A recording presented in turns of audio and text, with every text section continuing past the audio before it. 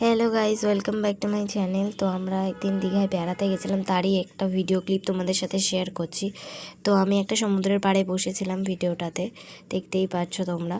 তো এটা আমরা যখন যাচ্ছি তখন একটা ট্রেনে বসেছিলাম, তারই একটা ছোট্ট ক্লিপ তোমাদের সাথে শেয়ার করছি।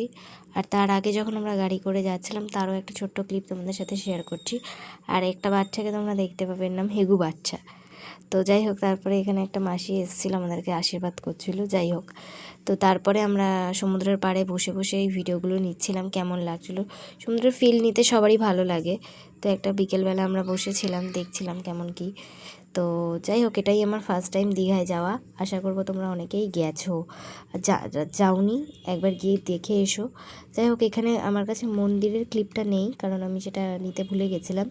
তো যাই হোক, খুব সুন্দর মন্দিরটা, তোমরা পারলে একবার দেখে এসো অবশ্যই।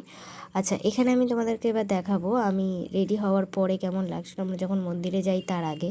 তো এটা আমি রেডি হয়ে একবার নিজেকে দেখাচ্ছিলাম ব্যালকানিতে দাঁড়িয়ে। যদিও বা আমি রুমে গিয়েও একটা ক্লিপ নিয়েছি, সেটা আমি তোমাদের সাথে এক্ষুনি শেয়ার করবো, দেখতেই পাবে। সো রেডি হওয়ার পর কেমন লাগছিলো কমেন্টে অবশ্যই জানাবে।